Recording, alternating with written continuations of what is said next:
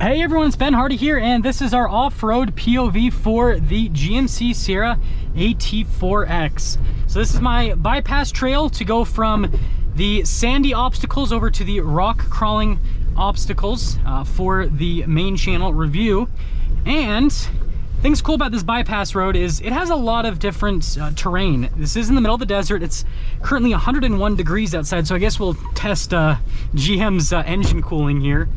But anyways, tons of different things to go through. So you guys can see here with this, for example, this is going to test articulation and ground clearance to an extent. And that's something that's actually surprised me with this AT4X. Now, it doesn't quite have the articulation of something like a Ram TRX or a Ford Raptor, because those have the, longer travel suspension compared to this, but this actually articulates pretty dang well. It has a solid rear axle, independent front suspension. And these Multimatic shocks are actually pretty good at absorbing bumps. Now, with these videos that I do off-road right now, I'm not airing down the cars because first off, I don't have a mobile air compressor.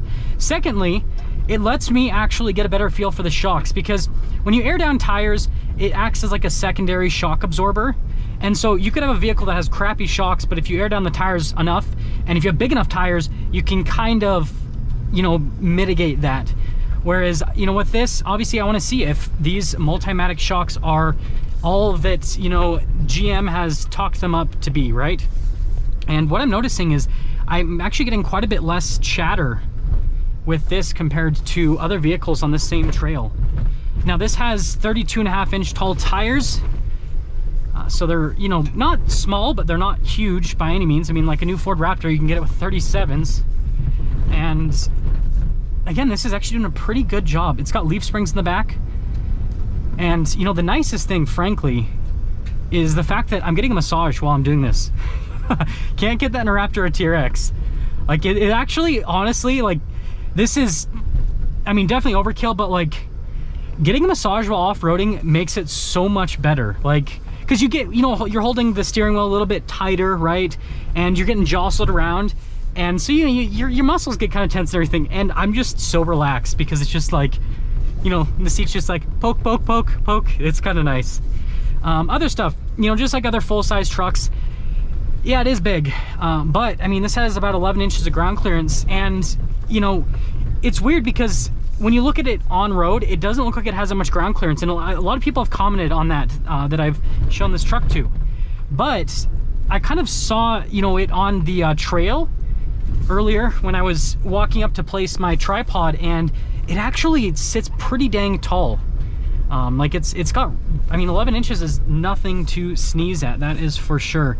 And so it seems like this truck actually has pretty good clearance overall. Now, approach angle is not the best, and this actually has worse breakover and departure angles compared to the ZR2, which is its sibling vehicle, because of the smaller tires. The ZR2 has 33s, whereas this has 32.5s.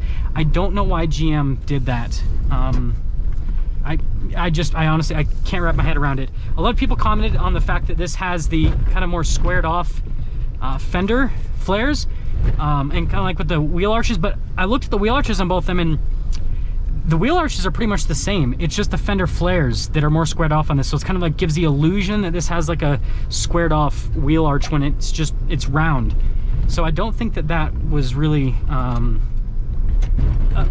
thing with putting smaller tires on it. I'm sure that GM has a reason. Maybe it's, tire supply issues. That honestly, that could have been it, right? That maybe there was not enough 33s, and so they're like, okay, we gotta put 33s for the ZR2 and 32.5s for the AT4X. Other stuff with this truck, it doesn't have the crazy hood bulge. Ooh, this really shows the shocks. It doesn't have the crazy hood bulge that the ZR2 has, so visibility is a little bit better over the hood, but it's still not great. I purposefully have the seat like pretty much as high as I can go without just slamming my head into the top of the truck. And still, I mean, I'm not struggling to like make it through obstacles, and I'm not like hitting into things, but yeah, it's definitely a struggle. I'd say that someone who just buys this truck, if you're not used to driving something that's wide like a Ram TRX or a Ford Raptor, you might actually struggle quite a bit. But if you're coming from, like a diesel, like a heavy duty truck, or something like a, you know, as wide as a Ram TRX or Ford Raptor, then this actually doesn't feel too bad. But I do have to use the front camera a lot. Like some vehicles, I just use it for show in the videos. This, like, I feel like I have to use it to see where I'm going when I'm going on slower terrain. And let's talk about these shocks. They're actually doing a pretty solid job in terms of absorbing everything. And you guys can see what's happening. I'm jiggling all over the place. But it's pretty good, frankly. It's, you know, it's going through and it's absorbing it. There's one downside about full-size trucks, don't quite fit on these trails. Yeah, it's doing a pretty good job of absorbing it. Now, one thing we do need to talk about is the axle ratio of this truck. It's got a 3.23 axle ratio, which is great for fuel economy and highway driving. Yeah, you can see there, for a second there I thought it was gonna bottom out, and it didn't. Shock compression is great and ground clearance is great. But anyways, axle ratio, it's kind of, it's not horrible, but like there is definitely a power lag. You feel it, which is kind of annoying with off-road use. And so I'm guessing when I get to the rock crawling stuff for the main channel video, I'm probably gonna have to put this in 4-wheel low pretty early on, just so that I can put the power down to the ground. So this is our tree section here. And this basically should give you guys a pretty good idea of how this truck will handle in a more forested area. The reason I go through this section is because I know that a lot of you, and that camera goes off so early, I know a lot of you live on either the, you know, west coast where there's a lot of trees, or on the east coast where there's a lot of trees with your off-roading situations. And so it's nice to be able to see how a full-size truck can squeeze through, I suppose. And you know, it's the best I can kind of give you guys here out in this portion of the desert. We do have mountains on our east side that have really like dense forest coverage, but I like the desert more. 107 degrees, holy crap. It's getting hot. I prefer this. Ooh, we're gonna have to use front camera for this. Let's see what the breakover angle is like. Ooh. I thought I was gonna just like get beached there for a second. And the nice thing is this has the high clearance exhaust tips there in the back end, so you don't have to worry about scraping exhaust tips, which is nice. But anyways, we do have more forest coverage on the mountains that are on the east side. It's closer to Colorado, but the reason that I don't use those trails is this time of the year there's so much traffic on the weekends because everyone's trying to escape the desert heat, that it's a lot harder to film videos. And frankly, it's kind of hit and miss with some of the obstacles and terrain. Like here in the desert, ooh, that didn't sound too good.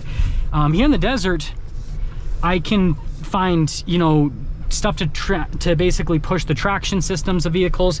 I can do rock crawling out here too, and there's high speed terrain, whereas the forested areas, there's not really any high speed terrain.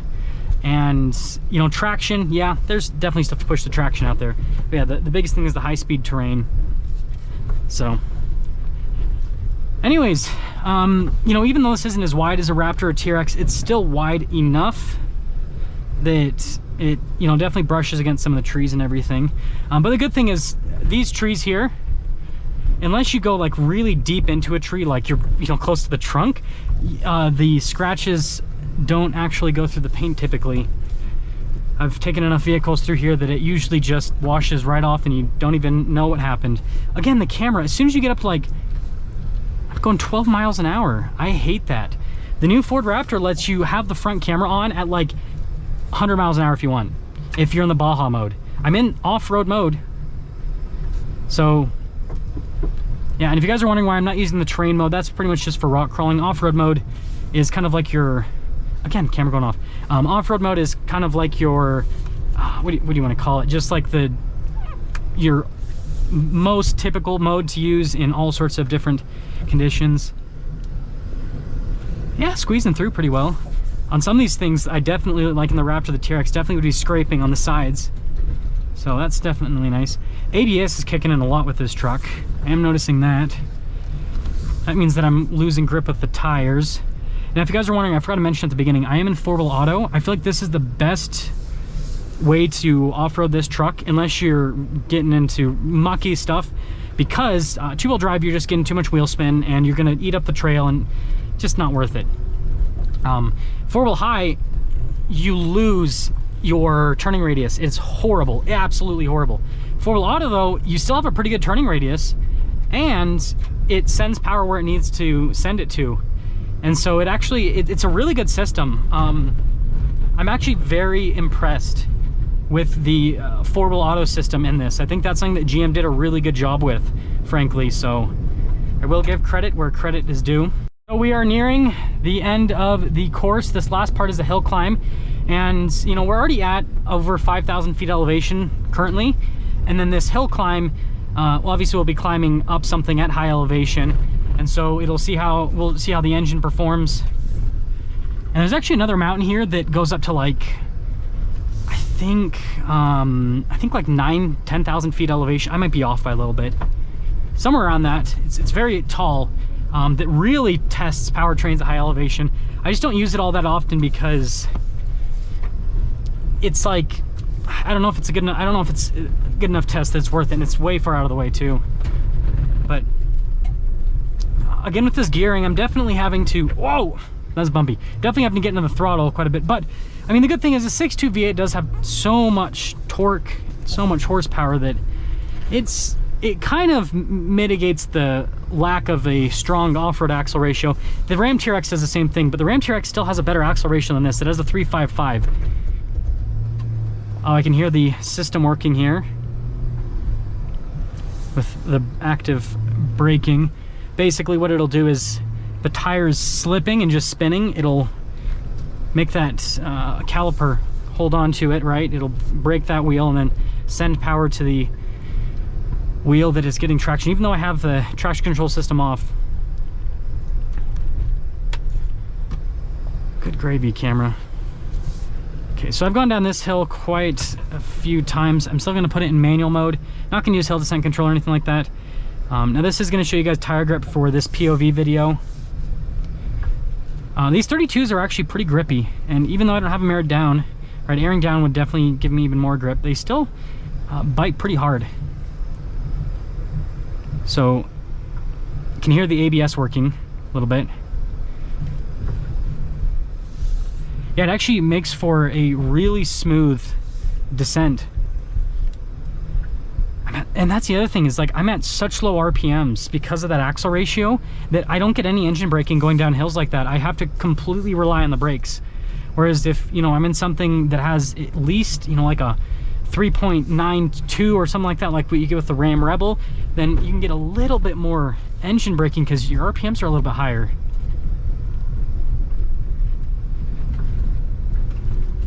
But yeah, summing things up with this little off-road trail run POV drive, this is surprisingly solid on this trail, actually. I am shocked. Shocks are great. Tires have been fantastic despite the lack of size compared to the truck, I suppose. Ground clearance has been great. Articulation's great. This is a real off-roader. Don't let people tell you that this isn't. Like this can handle trails perfectly fine. And again, that did that whole trail in four-wheel auto. And I know that it might not look like much on camera, but this is a lot of sand out here in the desert. And so I do get quite a bit of slipping because, you know, you've got the smooth surface on the top, and then it's just a thin, it's basically like this thin layer of sand, and then right below you've got rock, and it's just hard packed. And so it's very hard for vehicles to get traction here, and this is not struggling whatsoever. But yeah, I mean, as an off-roader, this is great. I guess the one thing I will say is so far I'm struggling to find a benefit of getting this over the AT4, the regular one, because I took that off-road with the diesel, and it's doing great, but I don't feel like it's necessarily doing any better than the AT4 so far. I'm sure that the difference is going to be with the rock crawling though, because this has the front locker as well as the rear locker. But anyways, that's going to sum things up. Let me know what you guys think about this truck after seeing it POV style through this trail.